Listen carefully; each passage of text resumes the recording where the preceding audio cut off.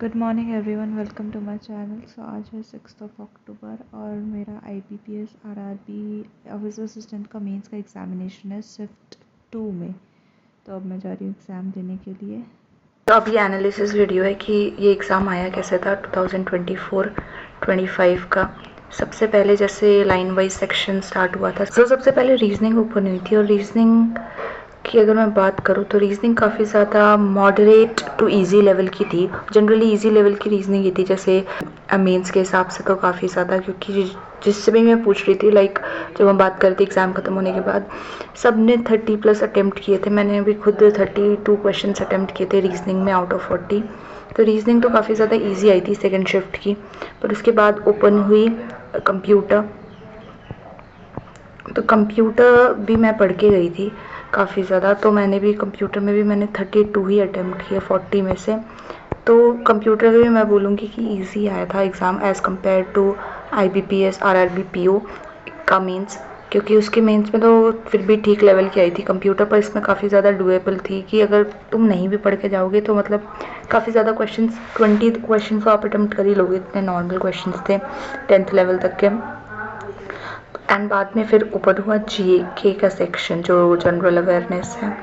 इसमें तो भाई पता नहीं क्या, जैसे ये ओपन हुआ था मैंने स्टार्टिंग के क्वेश्चन पढ़े, मुझे एक भी क्वेश्चन नहीं आया पहले, मतलब ऐसे नॉर्मल 5 या 6। और तभी मैं नर्वस होने लग गई थी, क्योंकि ऐसा होता नहीं है कि 5-6 ओपन करते रहो और ऐसा, मतलब एक तो होता है कि नहीं आ रहा है, एक होता है कि कभी देखा ही नहीं इसे।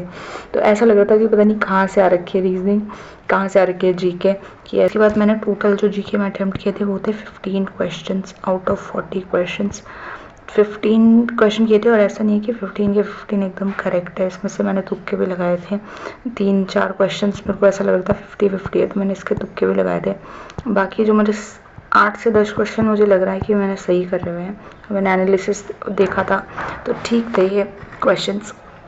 उसके बाद पर GK में तो ऐसी हालत ख़राब हो गई थी भाई, कि उसके बाद जब हम बात कर रहे थे तो सब लोग यही कह रहे थे, मुझे लग रहा था मेरा ही बहुत ज़्यादा ख़राब किया है GK का। बच्चे पढ़ के आए होंगे, पता नहीं अलग अलग सोर्स फॉलो करते हैं GK का ऐसे।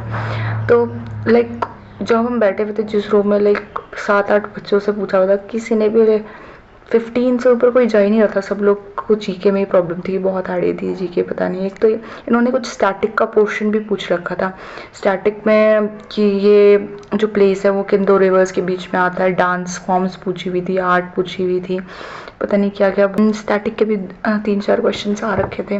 फिर जनरली इन्होंने जो पूछी हुई थी वो मार्च और अप्रैल मंथ से पूछी हुई थी। और लाइक जो 6 महीने थे सब ने, मतलब जो नॉर्मली लगता है कि भाई करंट का पूछेंगे सितंबर वगैरह का, मैं तो ज़्यादा सितंबर अगस्त इनका पढ़ के गई थी। और आई एकदम लाइक मार्च की आ रखी थी, मार्च के काफ़ी ज़्यादा क्वेश्चन आ रखे थे। और जो नॉर्मल क्वेश्चन जो सोचते हैं कि इंडेक्स वगैरह में से, वो तो आ ही नहीं रखे थे। जो इंडेक्स भी आ रखे थे वो भी ऐसा लगा था पता नहीं कहाँ से आए हैं। फिर उसके बाद जो सेक्शन ओपन हुआ वो था इंग्लिश का। तो इंग्लिश काफ़ी ज़्यादा मैं कहूँगी इजी लेवल की ही आई थी इंग्लिश, क्योंकि मैंने 38 अटैम्प्ट किए थे 40 में से। जनरली मतलब सिंगुलर का प्लूरल पूछा हुआ था कि कौन सा सिंगुलर प्लूरल ठीक है, और यही सब ज़्यादा आ रखा था। क्या नाम है, करेक्शन करना, कौन सा वर्ड करेक्ट है, मिस्टेक्स नहीं है, स्पेलिंग मिस्टेक नहीं है।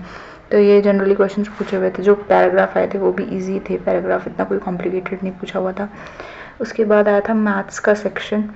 तो मैथ्स या क्वांट्स में क्या नाम है, मैंने स्टार्टिंग में एकदम गलत क्वेश्चन से स्टार्ट किया है। उतनी बड़ी DI, जो सबसे हार्ड वाली DI थी वही चूज़ कर ली, क्योंकि मैंने जब स्टार्टिंग में देखा तो मेरे पेपर में स्टार्टिंग में लाइक DI यही सभी आई जा रही थी। तो मैंने कैसलेट भी आ रही थी।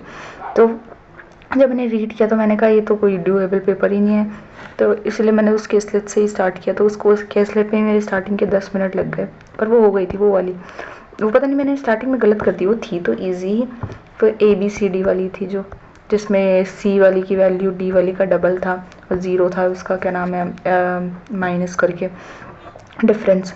तो मैथ्स का भी मैंने अटेम्प्ट किए थे 22 आउट ऑफ 40, क्योंकि लास्ट में मेरी सिंप्लीफिकेशन वगैरह मुझे दिखी, सिंप्लीफिकेशन दिखी, क्वाड्रेटिक दिखी, तो उससे फिर हो गया। वरना मुझे लग रहा था बहुत ही कम गया मैथ्स में। और मैथ्स में मैंने यही गलती की कि मैंने गलत क्वेश्चन चूज़ कर लिया, जिसकी वजह से मैंने अर्थमेटिक पे तो देखा ही नहीं कि अर्थमेटिक के कैसे क्वेश्चन आए। अर्थमेटिक का मैंने शायद 2 क्वेश्चन ही अटेम्प्ट किए थे, और अर्थमेटिक क्वेश्चन काफ़ी ड्यूएबल थे। जो मेरे साथ में भी पूछ रहे थे, कहते थे अर्थमेटिक ईजी आई थी। तो काफ़ी लोगों ने अर्थमेटिक अटैम्प्ट किए जिनके काफ़ी अच्छा स्कोर था। तो ओवरऑल एग्ज़ाम तो ठीक ही आया था, बट जीके पोर्शन मुझे काफ़ी ज़्यादा हार्ड लगा। तो आप भी बताना कि आपका एग्ज़ाम कौन सी शिफ्ट में था और आपका एग्ज़ाम में कैसे कैसे आए थे हर एक क्वेश्चंस। लाइक जीके कैसे आई थी? जीके में तो बस ऐसा, मतलब जब पेपर ख़त्म हुआ हमारे वहाँ पे तो ऐसा पूरे रूम में ऐसा सन्नाटा सा हो गया था, सब लोग जीके जीके पूछे जा रहे थे, जीके में कितने किए, जीके में कितने किए, मतलब सब लोग जीके की वजह से ही परेशान थे, इतनी हार्ड लग रही थी सबको।